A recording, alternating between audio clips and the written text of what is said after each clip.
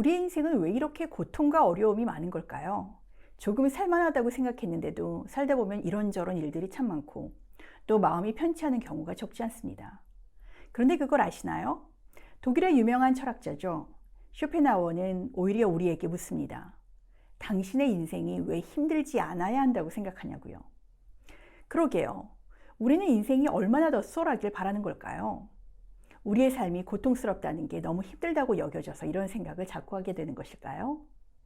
오늘은 쇼펜하우어의 철학을 만나보는 시간을 갖도록 하겠습니다.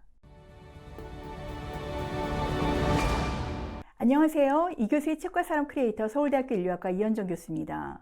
최근 몇 달 동안 쇼펜하우어 책이 인기를 끌고 있는데요. 그 원인이 무엇인지 정확히 모르겠지만 쇼펜하우어를 좋아하는 저로서는 반가운 일이 아닐 수 없습니다. 다만 쇼펜하우어의 깊이 있는 생각을 제대로 이해하기란 참 쉽지 않은 일인데요. 그런데 마침 쇼펜하우어에 대해서 쉽게 소개해주는 책이 있어서 제가 한번 가져와 봤습니다. 제목이 참 인상적입니다. 당신의 인생이 왜 힘들지 않아야 한다고 생각하십니까? 이 제목은 다시 돌려 말하면 인생이란 힘든 것이니 힘든 것을 인정하라 라는 그런 뜻이라고 볼 수도 있겠는데요.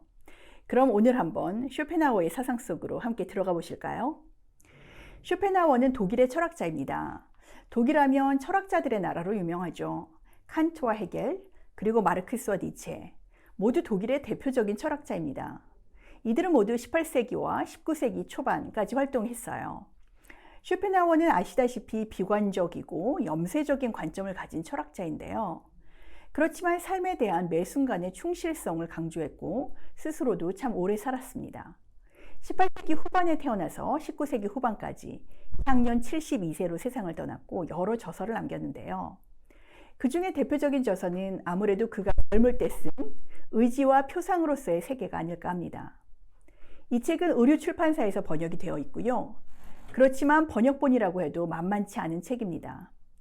저는 이 책을 읽다가 그만 중도에 몇 번이나 포기해야 했는데요. 두껍기도 워낙 두껍습니다. 무려 750쪽이 넘어요. 이 책에서 쇼펜하우어는 세계는 나의 표상이다 라고 이야기합니다. 칸트의 주관주의를 이었다고 볼 수 있는데요. 다시 말해 사물은 그것이 우리에게 현상, 즉 나타나는 한에서만 우리가 인식을 할 수 있다는 겁니다. 그런 의미에서 세계라는 것은 내가 인식하는 표상이라는 건데요. 그런데 그렇다면 우리가 인식하는 것이 곧 세계인 것일까요? 그것은 아니죠. 비록 세계는 내가 인식하는 만큼의 표상이지만 세계의 본질이 곧 그 표상이라고 할 수는 없겠죠. 그래서 쇼펜하우어가 등장시키는 개념이 바로 의지입니다. 의지라는 것은 우리가 언뜻 생각하기에 목적의식적인 그런 사고를 가리키는 것처럼 보이는데요. 쇼펜하우어의 의지 개념은 그렇다기보다는 힘이라든지 욕망, 추구, 노력, 고집 등 다양한 개념을 포괄하고 있습니다. 따라서 의지란 그 자체로 존재하는 어떤 힘을 뜻합니다. 예컨대 인간이라면 그 의지는 존재의 무의식적인 충동이며 살려고 하는 의지라고 할 수 있겠죠.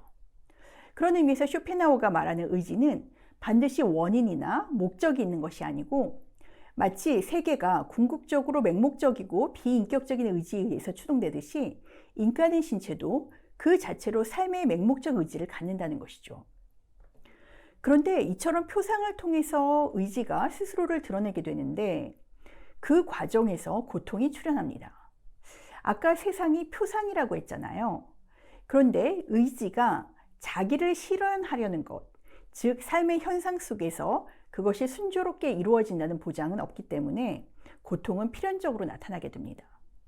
따라서 고통은 모든 삶의 근본입니다. 이처럼 고통은 모든 존재 자체 내부에서 발현되기에 이 세계는 고통으로 가득 차 있다는 명제가 성립하게 되죠. 그렇다면 우리는 어떻게 고통으로부터 벗어날 수 있을까요? 쇼펜하우어에 따르면 고통에서 벗어나기 위해서는 나 자신으로부터 탈출해야지 가능합니다. 나에게서부터 의지가 나오게 되고 그 의지가 발현하는 과정에서 고통이 발생하게 되니 나를 벗어나는 수밖에는 다른 방법이 없어요. 다시 말해 인간은 나라는 개체성의 환상에서 벗어날 때만 그 고통스러운 실존적 조건을 순간적으로 벗어나는 어떤 미적 순간을 경험할 수 있다고 하는데요. 쇼펜하우어가 어째서 불교의 열반 상태에 관심을 많이 가졌는지 우리가 이해할 수 있는 부분입니다. 고통으로부터 완전하게 해방되기 위해서는 삶의 의지 자체를 완전하게 소멸시켜야 합니다. 먼저 쇼펜하우어의 염세적인 생각을 엿볼 수 있는 부분을 한번 소개할게요. 죽음과 고통에 대한 이야기인데요. 한번 같이 명상해 보시면 좋을 듯 합니다. 불명확한 인생에서 죽음보다 확실한 사실은 없다. 우리 모두에게 죽음이 찾아온다는 사실보다 명확한 전제는 없다. 죽음 앞에 놓인 인간의 운명은 오늘이 가고 내일이 올 것이라는 당연한 사실보다, 해가 지면 어둠이 찾아온다는 눈으로 목격한 사실보다, 겨울이 가면 따뜻한 봄날이 시작되리라는 부푼 기대보다 더욱 명확한 진실이다. 그러나 사람은 내일을 준비하고 어둠을 대비해 거실에 불을 밝히고 봄을 기대하며 두꺼운 털옷은 정리해도 내일 찾아올지 아니면 잠시 후 저녁에 찾아올지 혹은 내년 봄에 찾아올지 모르는 죽음에 대해서는 아무런 준비도 계획도 세우지 않는다.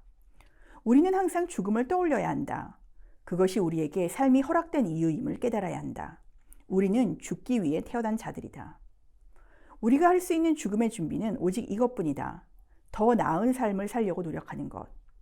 두려움과 아쉬움과 남겨진 자들에 대한 걱정으로 죽음의 눈치만 보던 우리들이 당당하게 죽음과 대면하여 공포도 후회도 근심도 없음을 확인시켜 주는 것. 보다 나은 삶이 우리를 죽음으로부터 지켜주는 유일한 보호막임을 기억해야 한다. 이것이 좀 더 의연하게 죽음이라는 숙명을 받아들일 수 있게 해준다. 그러므로 우리는 죽음이 우리에게 선물한 고통에 감사해야 한다. 고통을 알지 못하는 자에게 이성은 쓸모가 없다. 인간의 삶의 가장 명확한 사실이라면 그것은 쇼펜하우어의 말 맞다나 우리는 결국 언젠가는 죽을 수밖에 없는 존재라는 점인데요. 더욱이 우리는 그 죽음이 언제 찾아올지, 당장 오늘 밤에 찾아올지, 내년 봄에 찾아올지 알지 못합니다. 그런데 참으로 이상하죠. 이토록 죽음이라는 사실이 너무나 명확한데도 우리는 어째서 죽음에 대해서 생각하기를 꺼리는 것일까요? 그것은 우리가 살고자 하는 의지를 본성적으로 갖고 있기 때문일 겁니다.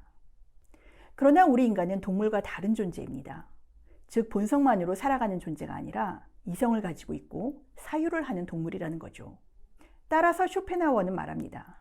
언제 죽을지 두려워하거나 또 갑작스럽게 닥친 죽음으로 인해 허둥지둥 거릴 게 아니라 죽음이라는 숙명을 언제든지 의연하게 받아들일 수 있도록 준비해야 한다고요. 그렇다면 죽음이라는 숙명을 의연하게 받아들이기 위해서 우리가 해야 할 일은 무엇일까요? 그것은 바로 당당하게 죽음과 대면하는 것. 다시 말해 보다 나은 삶을 살도록 매 순간 충실하게 삶을 살아가는 것입니다. 참 의미 있는 부분인데요. 여러분들께서도 한 번쯤은 들어보셨을 이야기. 나는 세상이 멸망한다면 한 그루의 사과나무를 심겠다는 명언을 아시죠? 이 명언은 16세기 종교개혁가 마틴 루터의 이야기인데요. 이 말의 뜻은 세상이 멸망하는 순간이라고 하더라도 자신은 존재의지에 충실한 삶을 살겠다는 것입니다. 마찬가지로 우리가 매 순간 자신에게 충실한 삶을 살고 있다고 한다면 죽음이 어느 순간에 닥친다고 하더라도 허둥대거나 크게 후회하는 일은 없겠죠. 쇼펜하우어는 앞서 말씀드린 대로 의지를 중요하게 여겼습니다. 이때 의지는 단순히 목적의식적인 결심만을 뜻하는 것이 아니라 욕망이나 추구, 노력, 열망 등등을 모두 포괄하는 개념인데요. 다시 말하면 우리가 물질적이고 육체적인 삶만이 아니라 영적이고 지적인 삶을 추구해야 한다는 의미라고 볼 수도 있습니다. 그렇다면 이처럼 의지를 강조한 부분인 어떤 내용인지 한번 읽어보도록 하겠습니다. 인간에게는 물질적인 신체뿐 아니라 의지에 해당하는 영혼이 존재한다. 신체로 대변되는 물리적인 삶뿐 아니라 의지로 촉발되는 영적인 삶도 있다는 것이다. 신체가 그릇이라면 내용물은 의지다. 따라서 자신의 의지를 깨닫지 못한 채 살아왔다는 것은 그릇의 가치로 살아왔다는 것과 동일한 의미다. 내용물이 버려진 인생이 낙담과 절망에 시달리는 것은 어찌 보면 당연한 결과이며 그릇만 남은 인생에 풍요가 찾아오기를 기대한다는 것은 허황된 욕망에 지나지 않는다. 사람이 그 일생에서 뜻을 이루지 못하는 까닭은 첫째로 그릇의 내용을 담지 않았기 때문이며 둘째로 내용을 준비하되 그릇을 소홀히 했기 때문이며 셋째로 그릇에 맞는 내용을 준비하지 못했기 때문이며 넷째로 내용에 맞는 그릇을 준비하지 못했기 때문이다. 의지와 신체는 서로 다른 둘이 아니다. 의지가 있기에 신체라는 표상의 출현이 가능했고 신체라는 표상을 벗어나서는 의지의 확인은 불가능하다. 우주 만물의 탄생이 이 같은 질서에서 벗어나지 않고 있다. 우주의 섭리와 인간의 삶이 서로 다른 듯 보여도 결론을 말하자면 우주의 섭리가 세계에서 표출되고 인간의 삶에서 우주를 구성하는 입자들이 새롭게 형성되어 하나의 표상을 이루고 있다. 그 때문에 인간은 그 자체로 하나의 우주이며 독립된 세계이며 유일한 표상이 된다. 인간이 스스로를 영장으로 정의한 주체가 다름 아닌 인간의 의지였던 것이다. 결국 우리에게 필요한 것은 우리의 그릇을 소중히 하면서 동시에 그 그릇에 맞는 내용물을 준비하는 것입니다. 이때 그릇은 우리의 물질적인 신체입니다. 그러나 물질적인 신체의 욕구만으로 사는 것으로는 인간의 삶이 충분치 않습니다. 신체에 적절한 내용물이 차 있어야 하는데요. 이때의 내용물이 의지입니다. 나의 물질적인 신체에 적절하고 바람직한 내용물을 채우는 것. 다시 말하면 나의 사상과 실천을 내 몸 안에 채우는 일이 중요합니다. 쇼펜하우어는 말합니다. 죽은 자 중에서 현재까지 우리에게 영향을 미치는 사람들이 있지 않냐고 말이죠. 그들은 이미 죽었다는 점에서 그릇은 사라진 사람들이라고 할 수 있습니다.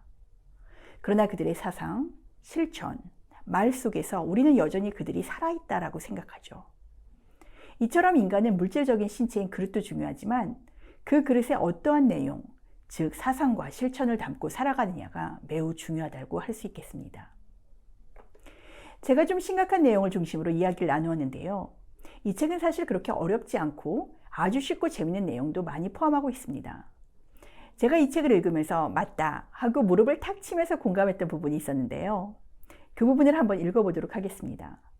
아마 여러분들 중에서도 공감하시는 분들이 꽤 되실 겁니다. 하루를 마치고 차분히 반성하는 시간을 갖는다. 지나간 하루를 돌아보며 반성하는 시간 속에서 얻어지는 감정은 나의 무능과 타인에 대한 분노, 결국 또다시 우울해진다. 나의 한계에 분노하고 타인에 대한 원망으로 불쾌감이 치솟는다. 그 마음이 나를 어둠 속에 갇히게 한다. 모든 원인은 피로 때문이다. 삶에 지쳐버렸을 땐 냉정한 반성이 불가능하다. 억지로 반성하려고 하면 필연적으로 우울이라는 덫에 걸려버린다. 지쳤을 땐 반성하는 것조차 피곤하다. 지나간 일을 되돌아보는 것도 지겹고 일기 같은 걸 쓰는 것도 괴롭다. 자신이 증오스러울 땐 자는 것이 최고다. 도박도, 기도도, 명상도 도움이 안 된다. 여행도 도움이 안 되고 술을 먹어봐야 자기 혐오만 짙어질 뿐이다. 잘 먹고 잘 자고 일찍 일어나는 것이 자기 혐오를 극복하는 가장 좋은 해결책이다. 혐오스러운 오늘로부터 조금이라도 빨리 떠나는 것이 상책이다. 괴롭다면 평소보다 더 많이 먹고 평소보다 더 많이 자는 것 말고는 방법이 없다. 그리고 내일 아침 일찍 새로운 시작을 펼쳐나가면 되는 것이다. 네, 어떠신가요? 혹시 오늘 계획한 일을 제대로 하지 못해 속상하셨거나 누군가 미워하는 사람이 생겨서 마음이 울퉁불퉁하셨나요? 그렇다면 쇼펜하우어가 가르쳐주는 방법을 한번 사용해 보시죠. 바로 오늘 하루를 일찍 정리하고 잘 먹고 잘 자는 겁니다. 그렇게 하루를 빨리 보내버리고 오늘 일을 잊어버리는 겁니다. 대신 내일 아침에는 좀 더 일찍 일어나서 생활해 보세요. 내일부터 새로운 시작을 펼쳐나가는 것이죠. 일기도, 여행도, 도박도, 기도도, 명상도 도움이 잘 안 된다는 표현은 재미있는데요. 아마도 쇼펜하우어는 이 모든 것을 시도해봤지만 별반 소용이 없었던가 봅니다.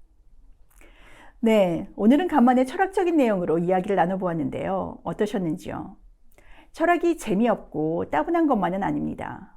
좀 어렵긴 해도 우리의 삶과 인생을 통찰할 수 있는 좋은 지적 수단이기도 한데요. 혹시 철학에 두려움을 느끼셨다면 오늘 제가 소개해드린 책과 같은 가벼운 철학 소개서를 통해서 조금씩 철학에 대해 접근해 보시는 것도 좋으리라고 여겨집니다. 오늘 영상이 좋으셨다면 좋아요, 구독, 알림 설정 부탁드리겠고요. 저는 다음 시간에 또 좋은 책을 가지고 여러분들을 만나 뵙도록 하겠습니다. 감사합니다.